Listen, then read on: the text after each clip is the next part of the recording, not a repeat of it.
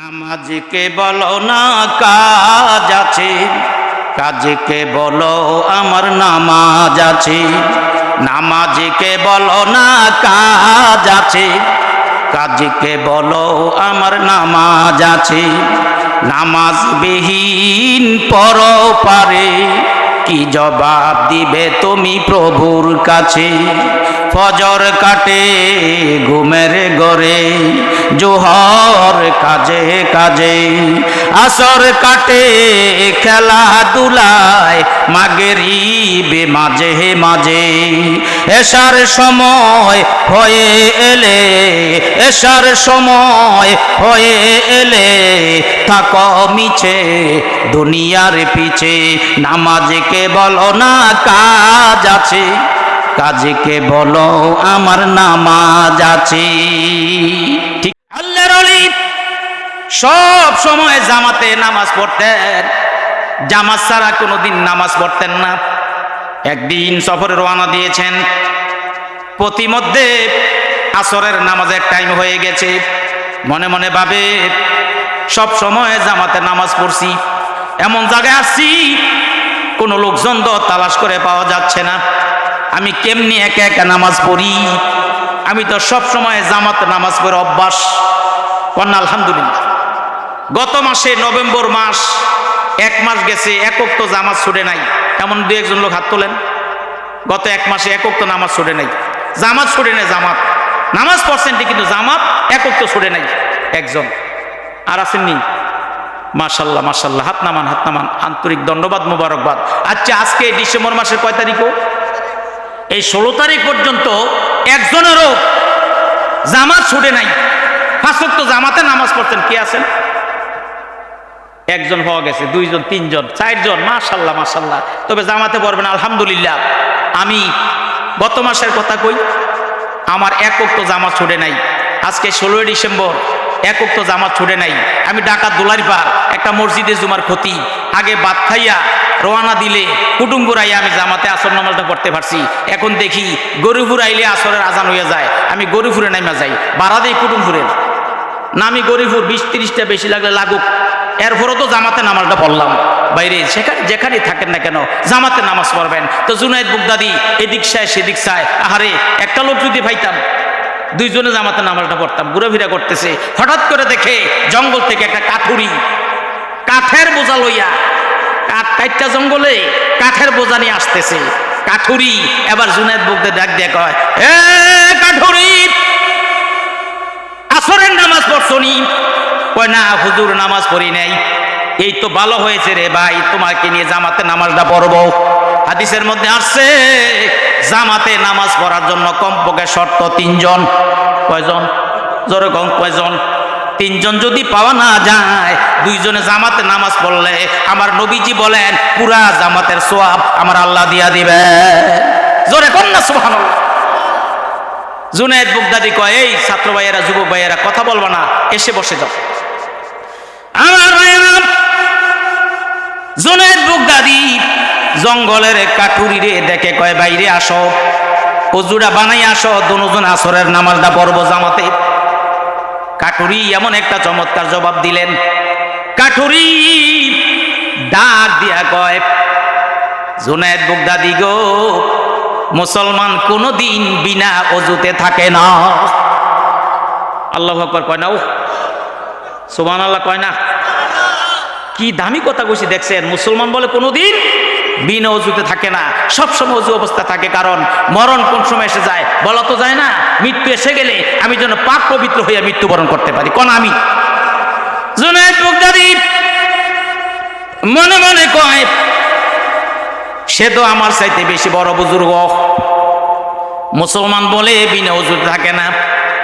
কাছাইছে কয়, ভাই কাটুরি, তুমি ইমামতি করো নামাজের, তুমি হইবা ইমাম, আমি হব মুক্তাদি। কাঠুরি কয়, জুনায়েদ বুগদাদি, আপনি একজন আল্লাহর ওলি, অনেক সুনাম আপনার শুনেছি, আপনি ইমাম হন, আমি হব মুক্তাদি। এটা কোন জুনায়েদ বুগদাদি? বাগদাদ শহরের বড় একজন আল্লাহর ওলি, কুতুব। কিতাবের মধ্যে আসছে, গভীর মনোযোগ আমার ভাইয়েরা, বাগদাদ শহরে বৃষ্টি হয় না, অনেক দিন পর্যন্ত বৃষ্টি হয় না। লোকেরা দলবদ্ধ হয়ে জুনায়েদ বাগদাদির কাছে গিয়ে বলল, এ জুনায়েদ বাগদাদি, বাগদাদ শহরে বহুদিন বৃষ্টি হয় না, আপনি একটু দোয়া করেন আল্লাহ যেন বৃষ্টি দিয়া দেয়। কোন আল্লাহু আকবার। আমরা অনেক সময় বৃষ্টি না হইলে বানিয়াপাড় হুজুরে দাওয়াত দেই, সরমনের হুজুরে দাওয়াত দেই, সারসিনা হুজুরে দাওয়াত দিয়া, জৈনপুর হুজুরে দাওয়াত দিয়া বৃষ্টির জন্য নামাজ পড়ি, বৃষ্টির জন্য দোয়া করি।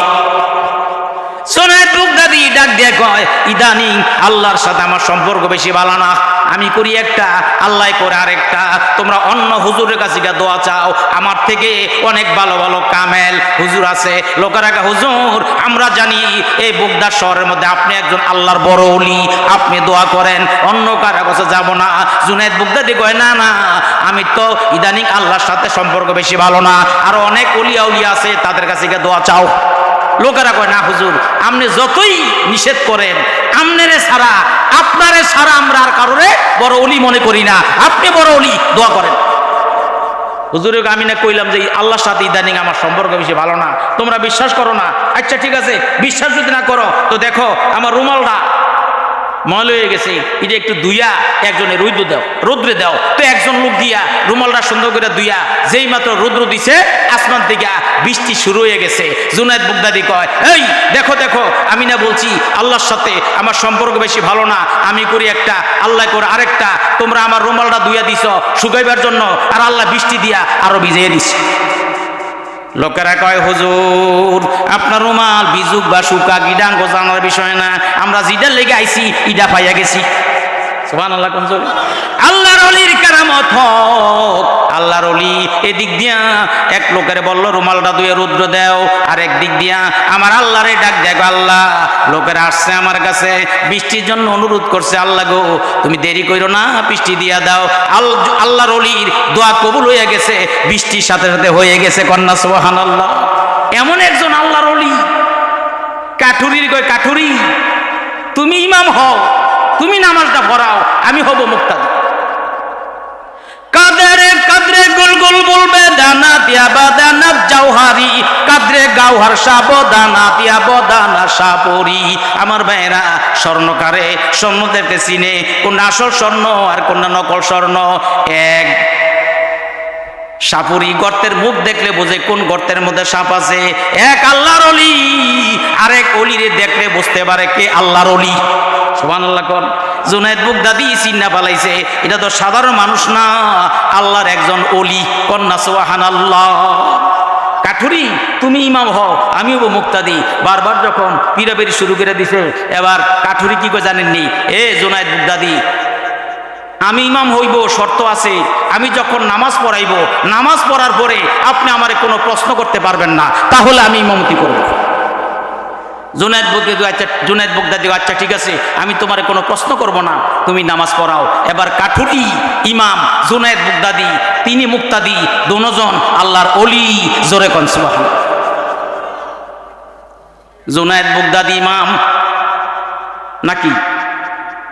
ইমামকে কাঠুরি, আর মুক্তাদিকে জুনায়েদ বাগদাদি আল্লাহর ওলি। ওলিদের নামাজ কিরম?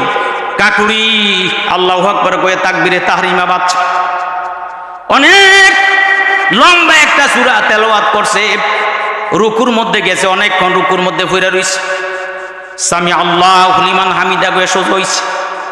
সেজদার মধ্যে গিয়া এই বেড়া আর ওড়ে না, অনেকক্ষণ পরে উঠছে, আবার লম্বা একটা কেরাত লইছে, আবার রুকুর মধ্যে গিয়ে অনেকক্ষণ সময় কাটাইছে, আবার সেজদার মধ্যে অনেকক্ষণ সময় কাটাইছে। জুনায়েদ বাগদাদি কয়, হেতে এটা কি নামাজ পড়ে, উঠলে দিয়ে হতে না, হইলে দিয়ে ওঠে না, এত লম্বা নামাজ। জুনায়েদ বাগদাদি 4 বার নামাজ পড়তে যে সময়টা লাগতো, কাঠুরি একবারে এই লম্বা সময় কাটাইলেন। জোরে বলেন আল্লাহু আকবার। নামাজ শেষ, আসসালামু আলাইকুম ওয়া রাহমাতুল্লাহ, আসসালামু আলাইকুম ওয়া রাহমাতুল্লাহ। দোয়া করে কাঠুরি জঙ্গলের দিকে রওনা দিয়েছে, কাঠ কাটবে। এবার জুনায়েদ বাগদাদির সামনে দাঁড়িয়ে কয়, কাঠুরি রে আমার প্রশ্নের জবাব দিয়া যেতে হবে। কাঠুরি কয়, এই মিয়া সাবধানে কথা কইয়েন, আমি না আগে ফেজ ভাঙ্গা লইছি, নামাজের পরে কোনো প্রশ্ন আমারে করতে পারবেন না। আবার কেন আমার সামনে দাঁড়াইলেন, কেন আমারে প্রশ্ন করলেন? জুনায়েদ বাগদাদি কয়, কাটুরি রে, প্রশ্নের জবাব যদি না পাই আমার অন্তরে শান্তি পাবো না। এ কাটুরি, এত লম্বা নামাজ তো জীবনে কোনোদিন পড়ি নাই, এটা কি নামাজ পড়লা? লম্বা একটা কেরাত লইলা, রুকুর মধ্যে গিয়া দেয়ার ওঠো না, আবার অনেকক্ষণ পরে উঠছ, সেজদার মধ্যে গিয়া দেয়ার ওঠো না, সেজদার মধ্যে ফুইরা রইছ। কাটুরি রে, এত লম্বা নামাজটা কেন বললা? একটু কারণটা জানতে চাই। কাঠুরি জবাব দিল, এগো আল্লাহর ওলি জুনায়েদ বাগদাদি, আমি কাঠুরি এমন নামাজ পড়ি না যেই নামাজে আমার আল্লাহকে দেখি না। জোরে কোন আল্লাহু আকবার। এ জুনায়েদ বাগদাদি, আমি যখন নামাজের মধ্যে দাঁড়াইয়া যাই, আমি দেখি আমার আল্লাহ আমার সামনে হাজির হইয়া গেছে। আসসালাতু মেরাজুল মুমিনিন, নামাজটা হচ্ছে মুমিনের জন্য একটা মেরাজ। আমার নবী মেরাজে গিয়েছেন, সপ্তম আসমান পাড়ি দিয়ে ওই ৭০,০০০ নূরের পর্দা অতিক্রম করে আল্লাহর আরশে আজিমে গিয়ে আল্লাহর সাথে দেখা সাক্ষাৎ কইরা আসছেন। আমার নবী যখন মেরাজ কইরা বাড়িতে আসলেন, সাহাবীদের কাছে বললেন, সাহাবীরা রে, গত রাত্রে আমি মেরাজে গিয়েছিলাম, আল্লাহর বাড়িতে গেছি, আমার আল্লাহর সাথে দেখা সাক্ষাৎ কইরা আইছি। সাহাবীরা কয়, হুজুর আপনার কত ভাগ্য ভালো, আপনি আল্লাহর বাড়িতে যাইয়া ওই সপ্তম আসমান বাড়ি দিয়ে আল্লাহর সাথে সাক্ষাৎ কইরা আসছেন। নবী গো, আমরা কি পারবো আল্লাহর সাথে এইভাবে সাক্ষাৎ করতে? আমার নবী ডাক দেয়, কয়, সাহাবীরা রে, তোমরা কষ্ট করে ওই সপ্তম আসমান পাড়ি দিয়ে আরশে আজিমে গিয়ে আল্লাহর সাথে দেখা করার কোনো দরকার নাই, প্রয়োজন নাই। আমার উম্মতেরা রে, তোমরা যদি দৈনিক 5 ওয়াক্ত নামাজ পড়ো, আমার আল্লাহ দৈনিক 5 বার তোমাদের সাথে সাক্ষাৎ করবেন। জোরে বলেন সুবহানাল্লাহ। আরে মুমিন সবাই মিলে নামাজে পড়িতে, কন্যা আরে মুমিন সবাই মিলে নামাজে পড়িতে, নামাজেতে খোদার দিদার ভাগ্যে জুটিবে। হায়রে নামাজেতে খোদার দিদার ভাগ্যে জুটিবে।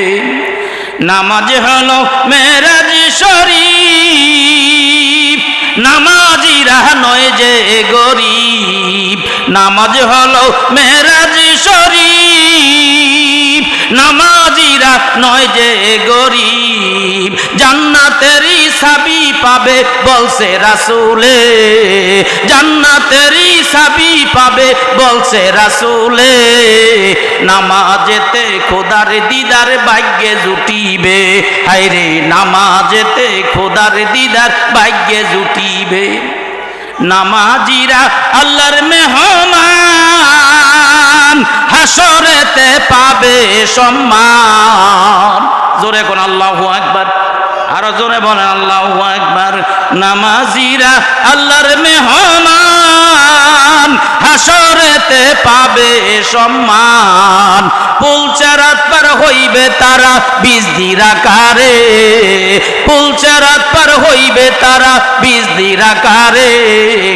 নামাজেতে খোদার দিদার ভাগ্যে জুটিবে। হায়রে নামাজেতে আল্লাহর দিদার ভাগ্যে জুটিবে। নবীজির শানে মহব্বতে একটু দুরূদ শরীফ সোনার মদিনায় পৌঁছাইয়া দেন। আল্লাহর বেশি, রঙ্গে সুন্দর, ডঙ্গে সুন্দর, কথায় সুন্দর, বার্তায় সুন্দর, ঠিক না বেঠিক?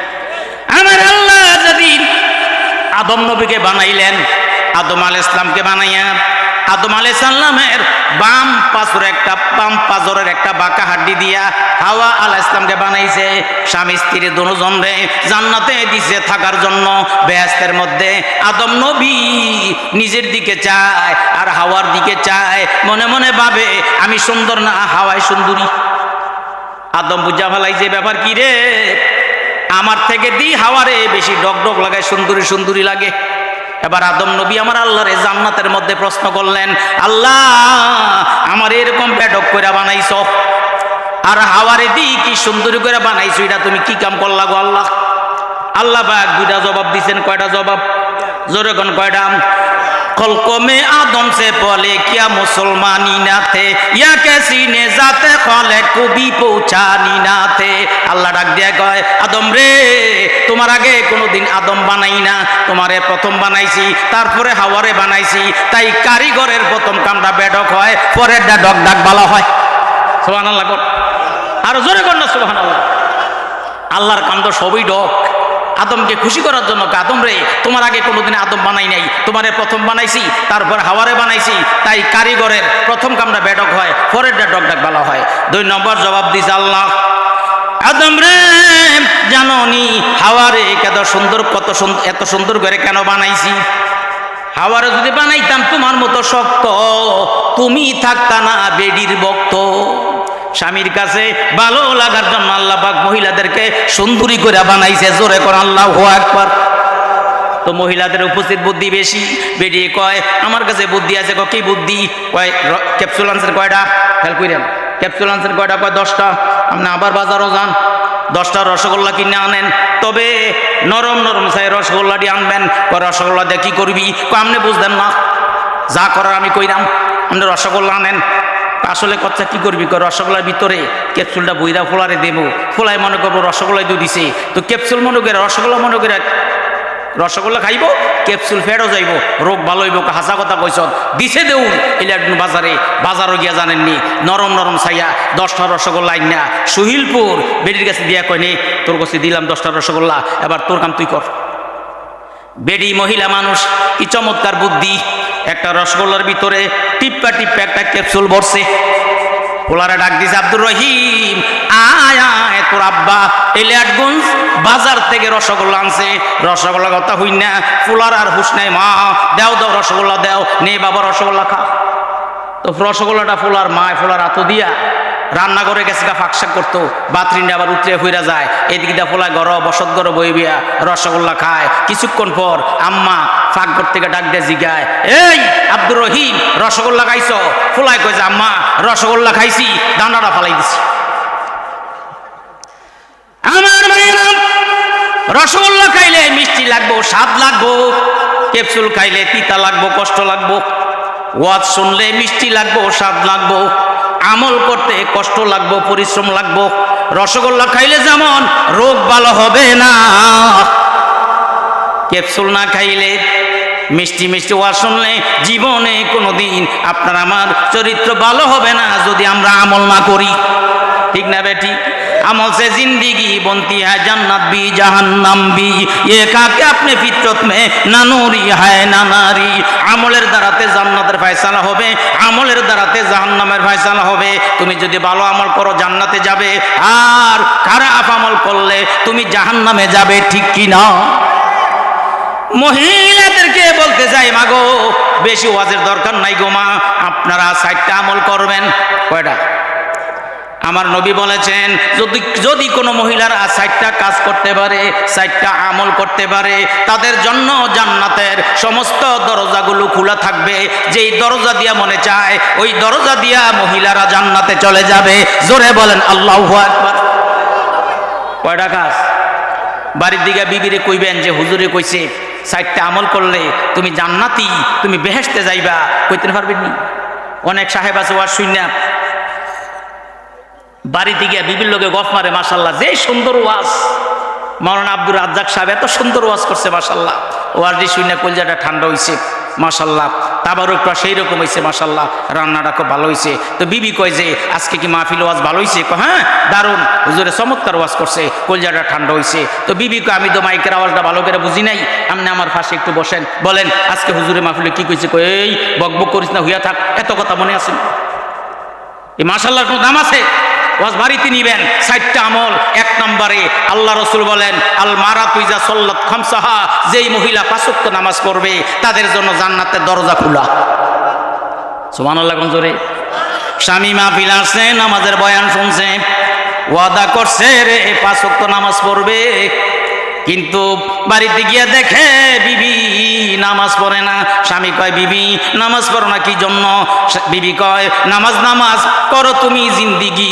নামাজের কাপড় আইনা দিছো শোকেসের মধ্যে কাপড়ের অভাব নেই, আলমারির ভিতরে কাপড়ের অভাব নাই, যে কোনো কাপড় ধুইলে পাক হয়ে যায়। কথা বলেন ঠিক না বেটি? ও মায়েরা বোনেরা গো, কেন গো আপনারা নামাজ পড়বেন না? আপনাদের মতোই ছিল হযরত রাবিয়া বসরি, আল্লাহর ওলি। ওনার জীবনীতে পেয়েছি রাবিয়া আল্লাহর ওলি। কত বড় ওলি! আঙ্গ বাড়িতে বহুত রাবি আছে, আমনগো গ্রামে বহুত রাবি আছে। শয়তানের খালাতো বোন এক টক তো নামাজ পড়ে না, সারাদিন মোবাইলটা লইয়া শুধু ফেসবুক, ইউটিউব, ইন্টারনেট। বাসপুরের নিচে দাঁড়াইয়া বিল্ডিং এর পিছনে খারুইয়া কার লোকে জানি ঘন্টার পর ঘন্টা কথা কয়। আছে না নাই? চোরেগণ আছে না নাই? মায়েরা বোনেরা গো, রাবিয়া বছরী দৈনিক শত শত রাকাত নফল নামাজ পড়তেন। আর তুমি এক ওয়াক্ত নামাজ পড়ো না গো মা, অনুরোধ করে যাই গো মা, 1 নম্বরে 5 ওয়াক্ত নামাজ পড়বেন, 2 নম্বরে রমজান মাসে রোজা রাখবেন। রোজার লেগা বেডি করে কম লাগে না, যদিও নামাজে কম, রোজায় আবার জম। মসজিদে ইমাম সাহেব পাইলে কয় যে হুজুর এই শাওয়াল মাসে রোজা কয়টা, মহরম মাসে রোজা কয়টা, জিলহজ মাসে রোজা কয়টা, শাবান মাসে রোজা কয়টা? নামাজের খবরই নাই। ঠিক না বেঠিক? নামাজ বাদ দিয়ে রোজা রাখলে রোজার সওয়াব পাওয়া যাবে না, নামাজ ঠিক রেখে রোজা রাখলে রোজার সওয়াব পাওয়া যাবে। কোন আল্লাহু আকবার। 3 নাম্বার আমল মহিলাদের আহসানাত ও আহসানাত ফারজাহা। যেই মহিলা নিজেদের লজ্জাস্থানে হেফাজত করবে, সতীত্ব রক্ষা করবে, স্বামী ছাড়া কোনোদিন বেগানা পুরুষের সাথে, পর পুরুষের সাথে জীবনে কোনোদিন মেলামেশা করবে না, অবৈধ জিনা ব্যভিচারে লিপ্ত হবে না। আমার নবী বলেন, বুখারী শরীফের হাদিস, মাইয়াত মানুলি মা বাইনা লিহিয়াইহি ওয়া মা বাইনা রিজলাইহি আদমাল্লাহুল জান্নাহ। আমার উম্মতেরা রে, তোমরা যদি 2টা জিনিসকে হেফাজত করতে পারো, একটা জবান আর একটা লজ্জাস্থান, আমি নবী তোমার জন্য জান্নাতের জামিন হয়ে গেল। কোন আল্লাহু আকবার। আর জোরে কোন আল্লাহু আকবার।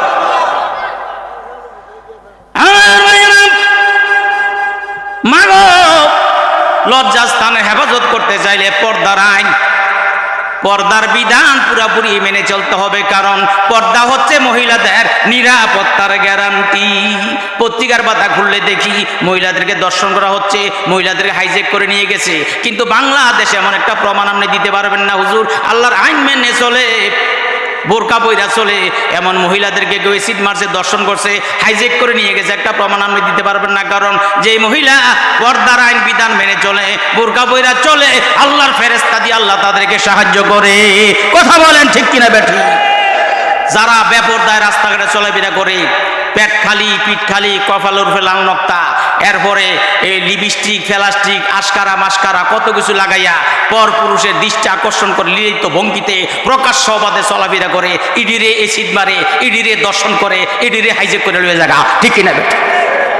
وقرن في بيوتكن ولا تبرجن تبرج الجاهلية الأولى। আমার আল্লাহ কয়, ও নারী জাতিরা, তোমরা নিজেদের ঘরে সম্মানের সাথে অবস্থান করো, বিগত কালের চরম জাহিলিয়াতের ন্যায় তাবাররুজ হয়ে বের হইও না। তাবাররুজ শব্দের অর্থ হচ্ছে হাস্যে লাসে রঙ্গরসে সজ্জিত হয়ে দিগম্বীর বেশ ধারণ পূর্বক পর পুরুষের দৃষ্টি আকর্ষণ করে লীলায়িত ভঙ্গিতে প্রকাশ্যে অবাধে চলাফেরার নাম হচ্ছে তাবাররুজ। আজকে রাস্তাঘাটে ব্যবধায় মহিলারা বের হয়ে গেছে, আছে না নাই? জোরে কোন আছে না নাই? মিছিল করে ঢাকা শহরে ইডেন কলেজের মেয়েরা, ও মিয়া বিশ্ববিদ্যালয়ের মেয়েরা, ঢাকা কলেজের মেয়েরা, জাহাঙ্গীরনগর বিশ্ববিদ্যালয়ের মেয়েরা রাস্তার মধ্যে বেপরদায় মিছিল করে কয় বাঁচার মতো বাঁচতে চাই। এতদিন মরার মতো মরতে লইছিল, ওহন মিছিল করে বাঁচার মতো বাঁচতে চাই। কয় ইসলাম আমাদেরকে ঠকাইছে, ইসলাম আমাদেরকে কিছুই দিতে পারে না। ইসলাম মহিলাদেরকে ঠকাইছে না জিতাইছে? কয় মোল্লারা মৌলবীর আঙ্গরের পর্দার ওয়াজ কইরা ঘরের মধ্যে আটকাইয়া রাখতে চায়। এবার মহিলারা কি কয় জানেননি? থাকবো না কো বদ্ধ করে, দেখবো এবার জগৎটাকে। জোরে কর নাউজুবিল্লাহ। ইতিহাস জানে না। আমি একটা হৃদয় বিদারক ঘটনা বলেই শেষ করব।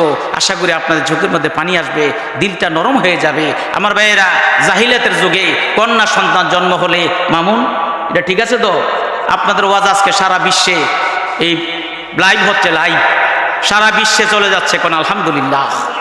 প্রতিদিন আমার ওয়াজ লাইভ হচ্ছে এবং ইউটিউবে চলে যাবে। আপনারা সার্চ করলে এই ওয়াজটা কয়েকদিন পরেই পাইবেন। দাহিয়াতুল কলবি নামে নবীজির একজন সুন্দর সাহাবী ছিলেন। এত সুন্দর সাহাবী ছিলেন, মাঝে মাঝে জিবরাইল আলাইহিস সালাম দাহিয়াতুল কলবির সুরুত ধরে নবীজির দরবারে আসতেন। কন্যা সুবহানাল্লাহ। আমার নবীজি ওয়াজ করলেন, আল ইসলামু ইয়াহদিমু মা কানা ক্বাবলা, ইসলাম ধর্ম গ্রহণ করার সাথে সাথে তার পিছনের সব গুনাহ মাফ, সব গুনাহ মাফ। দাহিয়াতুল কলবি রাদিয়াল্লাহু আনহু যখন এই ওয়াজটা শুনলেন, কলমার বিনিময়ে বলে সব গুনাহ মাফ হয়ে যায়, নবীজির কাছে এসে বললেন, হুজুর কলেমার বিনিময়ে সব গুনাহ মাফ হইতে পারে। নবী গো, আমি এমন একটা গুনাহ করেছি, এমন একটা পাপ করেছি, যেই গুনাহ কলেমার বিনিময়ে মাফ হবে না। আমার নবী কয়, দাহিয়াতুল কলবি রে, এটা কোন গুনাহ রে যেই গুনাহ কলেমার বিনিময়ে মাফ হবে না? দাহিয়াতুল কলবিকে, হুজুর তাহলে শুনেন, আমার স্ত্রী গর্ভবতী ছিল, প্রেগনেন্ট অবস্থা ছিল, আমি 4 বছরের জন্য মতান্তরে 7 বছরের জন্য বিদেশে চলে গেলাম। বিদেশে যাওয়ার পূর্বে আমার বিবিকে ডাক দিয়ে বললাম, বিবি গো, তোমার পেটে যেই সন্তানটা আছে, যদি কন্যা সন্তান হয় জিন্দা কবর দিয়া দিবা, আর যদি ছেলে সন্তান হয় সুন্দর একটা নাম রেখে লালন পালন করব। হুজুর বিদেশে চলে গেলাম, 7 বছর পরে দেশে আসলাম, এসে দেখি আমার ঘরে একটা কন্যা সন্তান দেখা যায়। এত সুন্দরী, এত সুন্দরী মেয়েটা হয়েছে। বেশি সুন্দরী হওয়ার কারণে মেয়ের মা মেয়েটার নাম রাখছে জামিলা। জামিলুন আরবি শব্দ, বাংলার অর্থ হচ্ছে সুন্দর। দাহিয়াতুল কলবি বিবিকে ডাক দিয়া কয়, এ বিবি, এটা কার মেয়ে আমার ঘরে দেখা যায়? বিবি কয়, এটা তো তোমার মেয়ে জামিলা। কেন আমার মেয়ে হবে? আমি না বলেছি মেয়ে হলে জিন্দা কবর দিয়া দিবা, আর ছেলে হলে সুন্দর একটা নাম রেখে লালন পালন করবা। এ বিবি, কেন গো জিন্দা কবর দিলি না? বিবি ডাক দিয়া বলে, স্বামী গো, আমার 3 কারণে জিন্দা কবর দিতে পারি নাই। কয় কারণ? দিলটা একদম নরম করে দিবেন, দেখেন না একটা ফোঁটা চোখের পানি আপনি ফালাইতে পারেন কিনা। 3 কারণে জিন্দা কবর দিতে পারি নাই। 1 নাম্বার কারণ, জামিলাকে 10 মাস পেটের মধ্যে বোঝা বইছি, উঠা বসায় চলাফেরায় কত কষ্ট পেয়েছি। আপনি আপনার বিবির দিকে তাকান, আপনার বিবি যখন 9 মাস 10 মাস হয়ে গেছে, কয়েকদিনের মধ্যে সন্তান ডেলিভারি হবে, সন্তান দুনিয়াতে আসবে, বাড়ির মধ্যে কোনো কাজের মহিলা নাই, নিজ হাতে মা সংসারের সমস্ত কাজগুলো করেন, নিজে রান্না বান্না করেন। সন্ধ্যা বেলায় সকলকে নিয়ে খাবার খাওয়ার জন্য বসে গেলেন। মা দক্ষিণী কি করে শোনেন, সবার পেটে খানা দিয়েছে, আগে কিন্তু নিজের পেটে কোনোদিন খাবার নেয় না। ছেলের পেটে খাবার দিয়েছে, মেয়ের পেটে খাবার দিয়েছে, স্বামীর পেটে খাবার দিয়েছে, সবার পেটে খাবার দিয়া সবার শেষে মায়ের পেটের মধ্যে খাবার নিয়েছে। মা ভাতের সাথে তরকারিগুলো মিশায় লোকমা বানিয়ে মুখে দিবে, এমন সময় সন্তান মায়ের পেটের মধ্যে লাথি মারছে, মোরামুরি দিছে, মায়ের ব্যথা শুরু হয়ে গেছে। সবাই খায়, আমার মা খাইতে পারলেন না, এমনি খানার প্লেটটা সরাইয়া দিয়া একবার দাঁড়ায়, আবার বসে চোখের পানিগুলো মুছে। হাদিসের মধ্যে আছে, সন্তান পেটে থাকার কারণে যেই মা ঠিক মতো খাবার খাইতে পারলেন না, 10 মাস রোজা রাখলে যে সওয়াব হইতো, আল্লাহ পাক মায়ের আমল নামায় রোজা রাখার সওয়াব দিয়া দিবে। আল্লাহু আকবার। রাত্রে আমি যেদিন মায়ের পেটের মধ্যে ছিলাম, ল্যাপ গাও দিয়া কম্বল গাও দিয়া বাবা গড়গড় করে ঘুমায় নাক ডেকে। বিবি হঠাৎ করে সন্তান গভীর রাত পেটের মধ্যে মুড়া দিছে, হাঁটু দিয়া ফাও দিয়া লাথি মারছে, হাঁটু দিয়া গুতা মারছে, মার বেদনা শুরু হয়ে গেছে। বাবা তো নাক ডেকে ঘুমায়, মা ল্যাপটা সরাইয়া দিয়া কম্বলটা সরাইয়া দিয়া একবার দাঁড়ায়, আবার বসে চোখের পানিগুলো মুছে। স্বামী গো, জামিলাকে 10 মাস পেটে ধারণ করতে যায় কত কষ্ট পাইছি, যে মেয়েকে পেটে বোঝাবো এত কষ্ট পাইছি, কেমন করে গো এই মেয়েকে জিন্দা কবর দেই, মন মানে না। 2 নাম্বার কারণ, প্রসব বেদনা আমি বড় কষ্ট পেয়েছি। অনেক মা আছে ডেলিভারির সময় প্রসব বেদনা সহ্য করতে পারে না, কত মেয়েরা দুনিয়ার থেকে বিদায় নিয়েছে। আমি নিজে কয়েকজন মায়ের জানাজার নামাজ পড়েছি। আগে তো ঘন ঘন হাসপাতাল ছিল না, সিজারে কোনো ব্যবস্থা ছিল না। কত মা সন্তানকে জন্ম দিতে যাইয়া ডেলিভারির সময় দুনিয়ার থেকে বিদায় নিয়েছে। হাদিসের মধ্যে আসছে যেই মা সন্তানকে ভূমিষ্ঠ করতে যাইয়া, প্রসব করতে যাইয়া দুনিয়ার থেকে বিদায় হয়ে যায়, আল্লাহ পাক এই মাকে শাহাদাতের মর্যাদা দান করবে। শহীদি মৃত্যু, শাহাদাতের মর্যাদা আল্লাহ নসিব করবেন। এগো স্বামী, এই জামিলাকে প্রসব করতে যায় কত কষ্ট পাইছি। 2 নম্বর কারণ